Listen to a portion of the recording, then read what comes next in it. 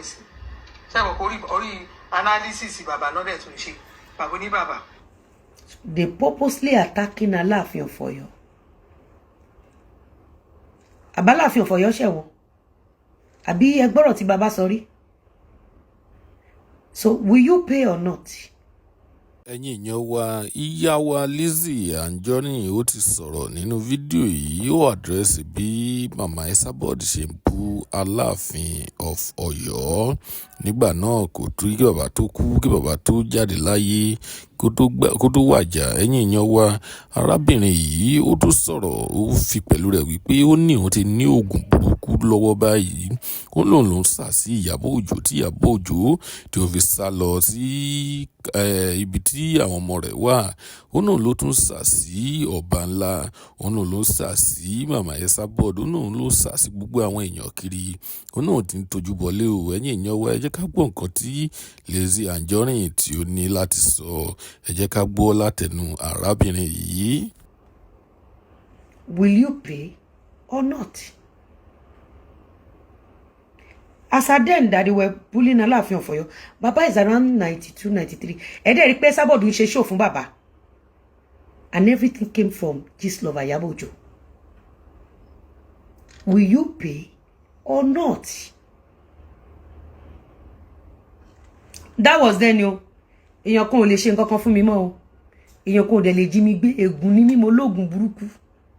Orí bí mo ṣe ń fi ayé àwọn tó ń bully mi orí mo ń fa ayé wọn rárẹ̀ nínú poverty.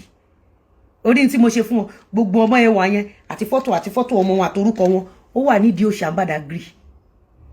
Ó wà nídìí òṣì so kò sí o lè má rò pé bí mo wà yìí ẹ̀tẹ̀ mi ọ̀tá mi ò ní kọ́bọ̀ lọ́wọ́. Mo dẹ̀ ti ń ṣe ògùn nísìn. Mo ti ní àwọn èpè tó dájú lọ́wọ́, èpè tó dángájíá gidi lọ́wọ́ nísìn. Mo ti tójú bọlé gan, ẹsẹ̀ mi ti gùn nísìn.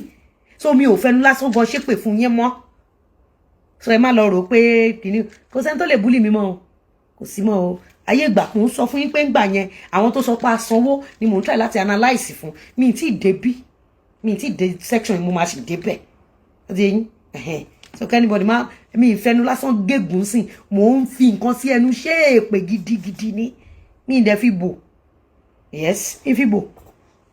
Mo ní oògùn burúkú lọ́wọ́ ń sìn fún àwọn blackmailers mo dẹ̀ ní oògùn rere fún àwọn customer mi kó fi ní owó kó fi ní ọlá wá rí pé oògùn táwa ń ṣe oògùn aláṣọ ni àwọn òṣògùn alákìsà orí mo ní torí mo fine ìtumọ̀ ní pé oògùn tó wà lọ́wọ́ mi oògùn gidi ni àmọ́ àwọn àgbákò oògùn ká wà fún àwọn blackmailers ṣe rí pé Ìyábọ̀ Òjó ẹ̀rí èdí ti mú ṣe rí pé ó ti sá lọ àbẹ́ rí bí eré Ìyábọ̀ Òjó tó ní kọ́kọ́rọ́ ẹ̀wọ̀n Nàìjíríà lọ́wọ́ ẹ̀rí pé ó ti sá lọ ègún àti tó ń pè ní oògùn nìyẹn àti ègún àti èpè ó níṣẹ́ ta sàsí ẹ tí ò bá ní jẹ́ kéèyàn jẹun yàn máa ro ti ẹ̀mẹ́bà ni irú ọba láǹsìn ó níṣẹ́ ta sàsí tó fi dìpọ́ọ̀tù ẹ̀ ń gbà yẹn so ìwọ tó bá jẹ́ pé títí ẹ ti bàjẹ́ wọ́n máa bọ̀ fún mi káwọn afẹ́ pé yíṣẹ́ dẹ́ padà ń bí àtẹ̀gùn àdàbí la máa gbé wá.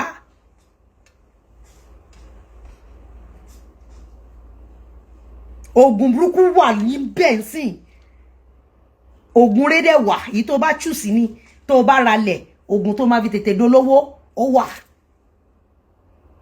Ìjọ tó bá ti bẹ̀rẹ̀ sí ní dẹ́pọ́sìtì fúnlẹ̀ báyìí ó ti di bílọ́níà.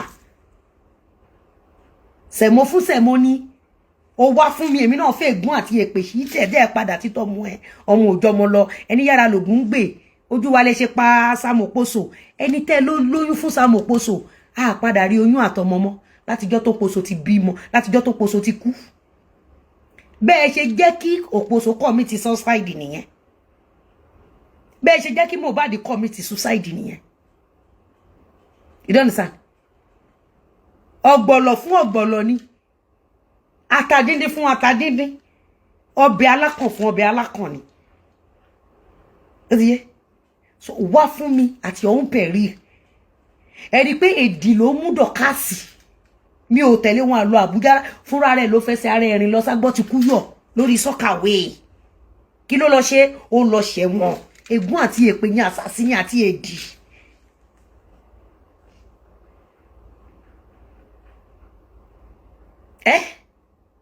Ẹ rí pé concept tán ṣe fún Sami Okposo ni tọ̀ síbẹ̀ ń sọ fún yín yìí